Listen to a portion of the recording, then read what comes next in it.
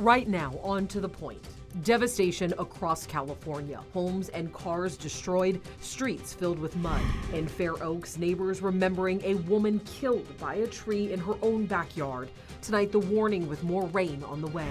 Cracking down on sideshows, the new drastic action one agency is taking. The new bill proposed to reduce electricity rates, how much you could save. Plus, as we near the March 5th primary, election offices desperate to fill vacancies, how you can help. And tonight, in our ongoing conversation with Sacramento's mayoral candidates, what they want to do about affordable housing.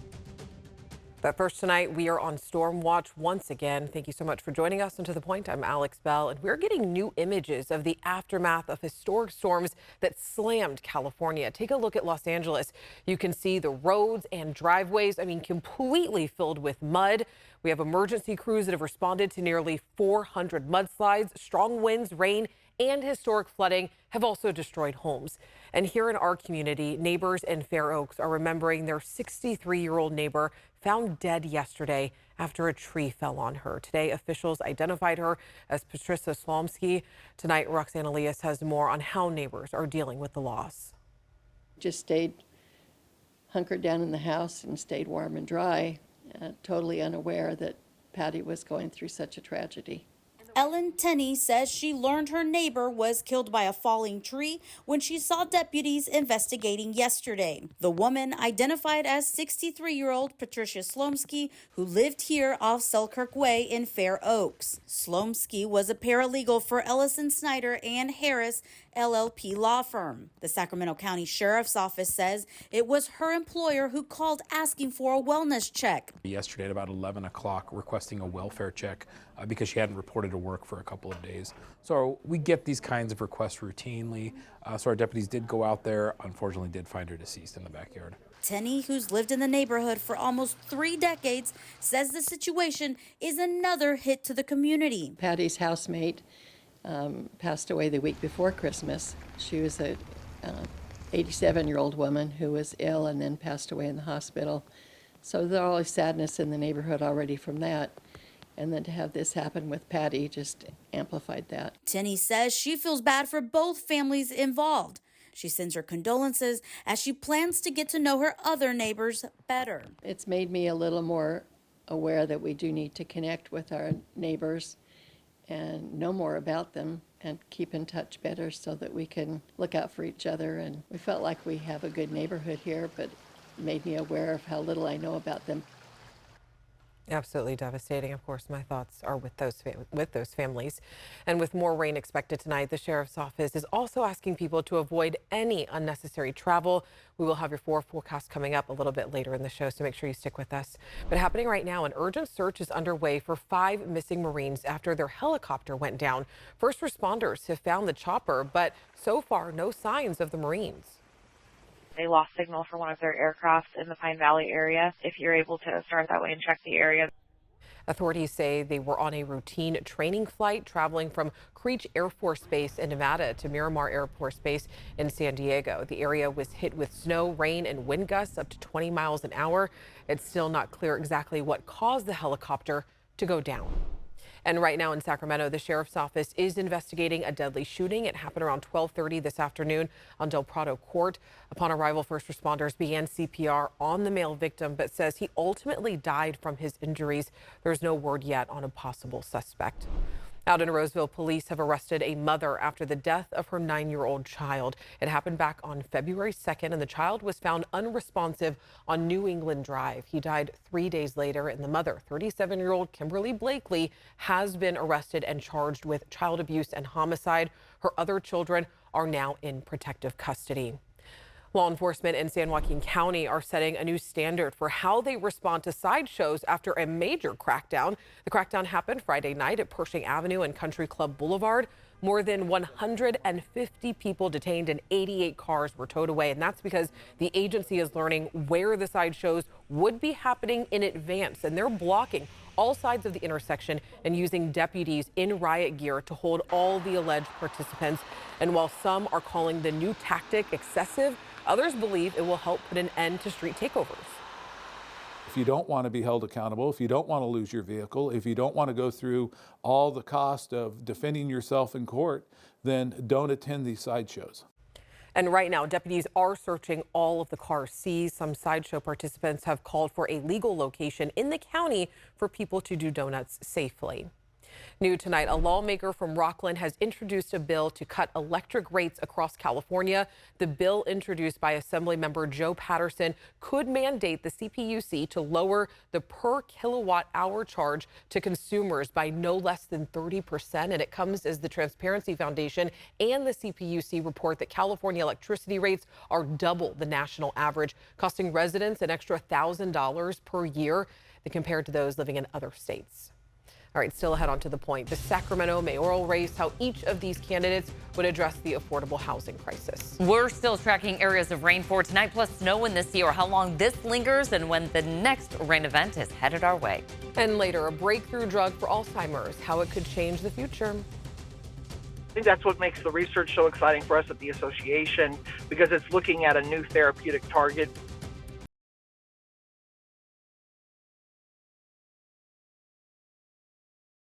All right, this is pretty cool. Check this out. The city of South Lake Tahoe has now launched a new snowplow tracking tool, and they say it will allow residents to view the progress of snow removal throughout the city. GPS tracking devices are installed on each snowplow and will automatically provide updates once a street has been plowed.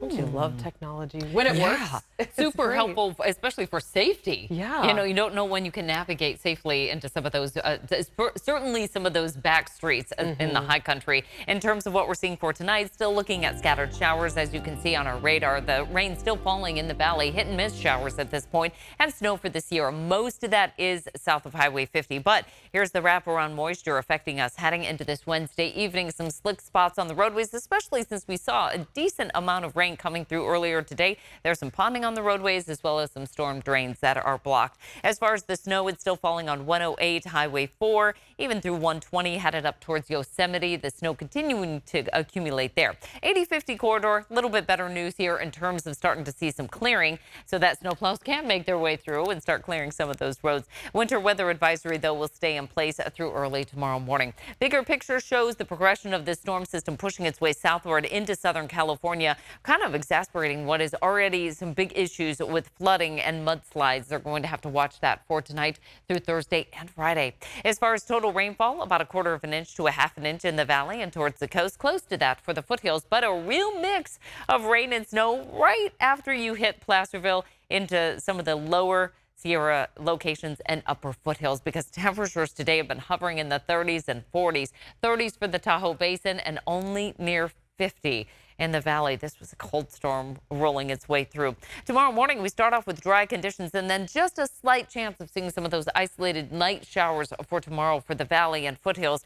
A slight chance of seeing some snow showers return as well for the Tahoe Basin. Now, the valley will stay dry through the end of the work week, but the Tahoe Basin has a slight chance of seeing a return to some snow flurries, especially Friday afternoon through the early evening, and then things will clear out and finally warm up. Highs in the 30s tomorrow for this year, 30s and 40s for the foothills. Across the coast, again, a spotty shower possible, but mainly just a mostly cloudy day. Highs will be in the 50s, so still a little bit below average here. Our highs staying in the lower 50s throughout the region.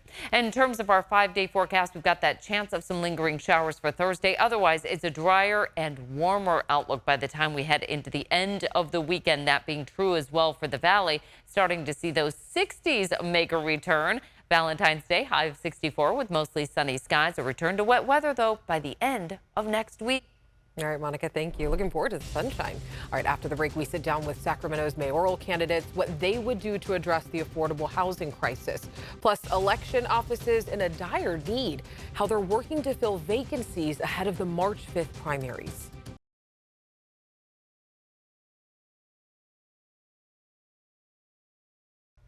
Welcome back. Tonight, new data from Harvard says U.S. rental households at all income levels are now increasingly burdened by rent and utility costs.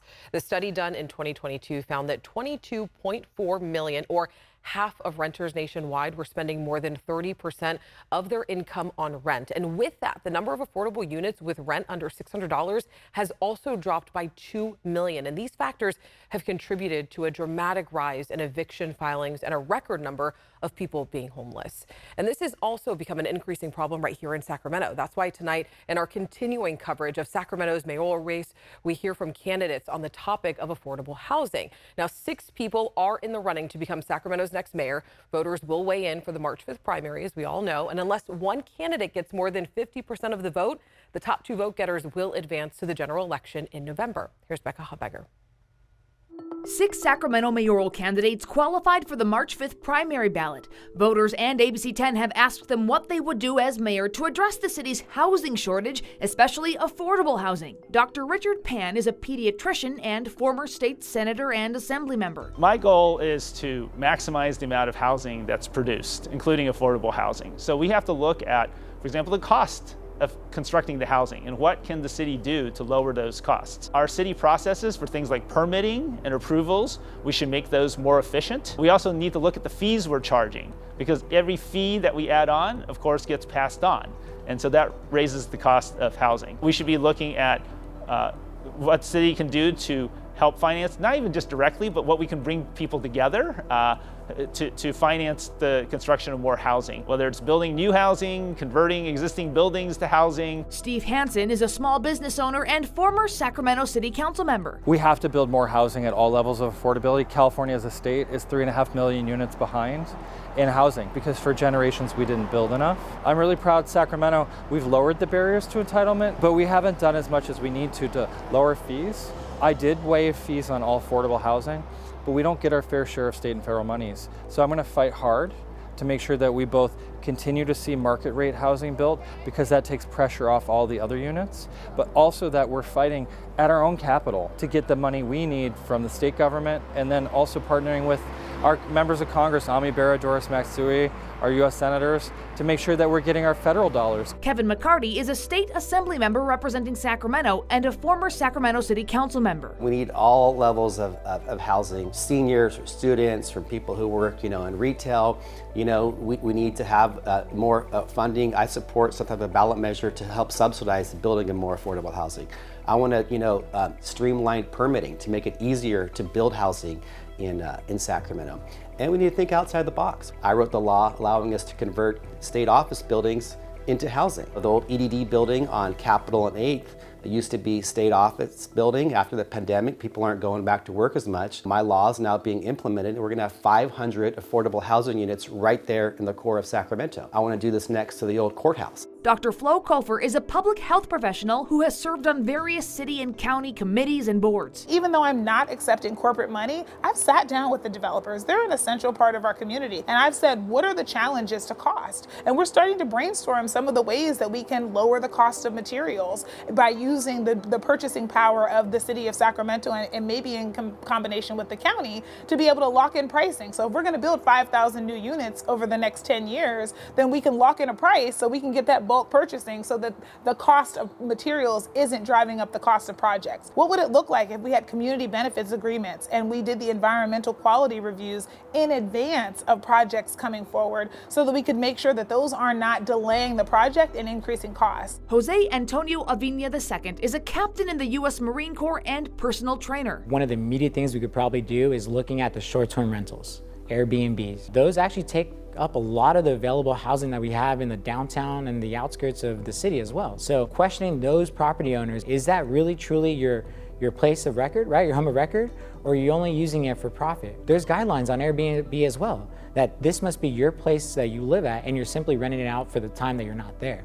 It's not supposed to be a full-time rental property. One of the other things is, holding some of those property portfolio investment companies accountable as well. Are they holding on to those properties because they want to invest in our community, or are they holding on those properties as a write-off for their own taxes? Julius Engel is an asset protection manager. He previously worked as an attorney but was disbarred in 2020 for professional misconduct. He spoke about ways to create temporary shelter for people experiencing homelessness, including on a 102-acre property the city bought from the federal government 2 years ago. We have the land, we have places, we have these many almost cute looking little houses that you can make, temporary houses. How about setting them up? Now the county has something set up in South Sac. That's a good start. So we have that tract of land. There are other places we can look for, other jurisdictions we can look for. So there's a lot of things we can do. I've given you some examples now, and when I get into office, I'm sure we'll have even more ideas. And you already know, we want to help you feel informed and confident as you vote for Sacramento's next mayor. And over the past 2 evenings, we've also brought you the candidates' views on how they would address homelessness and crime. So you can hear the full interviews with each candidate right now on abc10.com. And then coming up tomorrow on To The Point, we're sitting down with city council candidates running in Sacramento's District 2, hear from them about how they would run the district and also address the homelessness crisis. And as we inch closer to the March 5th primary, multiple counties are getting desperate. They're trying to fill election worker vacancies before Election Day. Our Jeannie Nguyen breaks down why the need is so high and what counties are doing. Alex, we are less than a month away from Election Day. Counties are already working to make sure that date goes off without any problems. But the one issue both Yolo and Placer counties are facing, not enough poll workers or elections aides. Now they're thinking outside of the box to fill those spaces. It's officially election season. Ballots are going into mailboxes this week, and county officials are hard at work to make sure everyone's ballot is counted. In Placer County, 283,000 ballots have already been mailed. On Election Day, Placer County will have 29 regional voting centers with 10 aides at each location. However, the county is having difficulty filling positions in Tahoe City, Kings Beach, and Alta, all areas that are harder to reach, and most people there are temporary residents. In order to be fully staffed, the county needs about 50 more aides. This is really, it's something new for Placer County because we're transitioning to these vote centers instead of volunteering to come and help us out for one day. It's a longer term commitment, right? It's a lot harder to clear 4 or 11 days in your schedule. In Yolo County, officials believe one of the reasons for their staffing shortage is the pandemic, when people started isolating and social distancing. In order to be fully staffed this year, Yolo County will need 150 elections aide. To try to meet that goal, the county is doing something it's never done before. For the first time, we are actually we've hired a company to help us track down some election workers. So they're doing the recruitment this year. We've provided a list of folks who've come to us in the past, but we're trying something a little new because we do need always help. It's always a scramble to get election workers. Yolo County says they've hired 3 staffing agencies to help. Other counties like San Joaquin are tapping into local high schools for help. Now, if you would like to help during the election in your county, you can reach out to your local elections office. We also have a link for Placer County's job portal on our website at abc10.com. Alex. All right, Jeannie, thank you so much. Next, on To The Point, a breakthrough discovery in the treatment of Alzheimer's. Hear from those who made the new drug.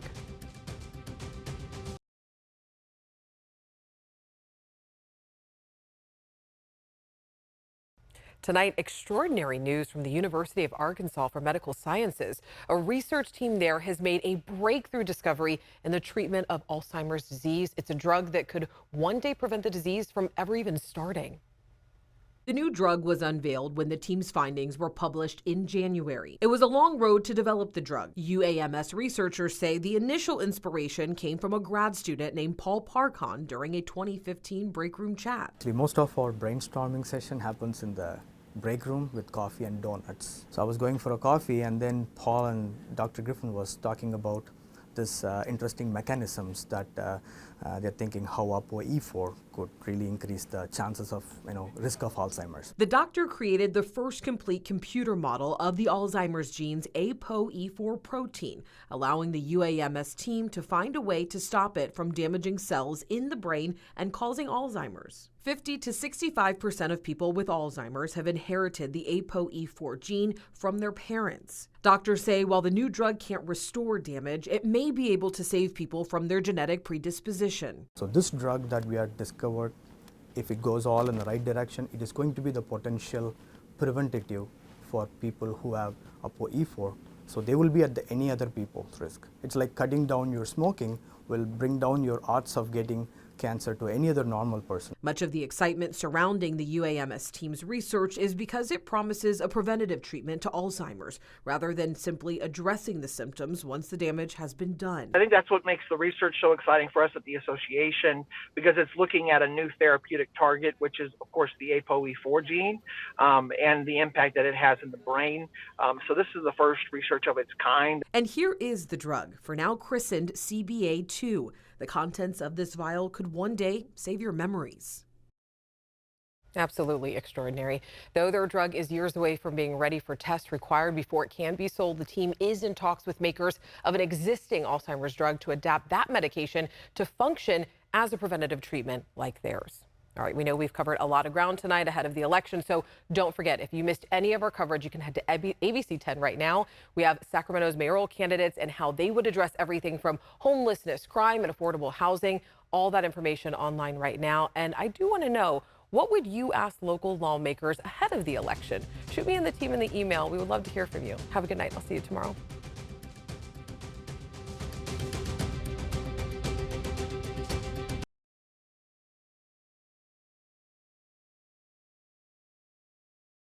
Hey, it's Alex. I just wanted to say thank you so much for watching. The To The Point team and I love hearing from you, and I hope that you'll stay in touch. And don't forget, you can always email me and the team at tothepoint@abc10.com, or you can even send us a text message at 916-321-3310.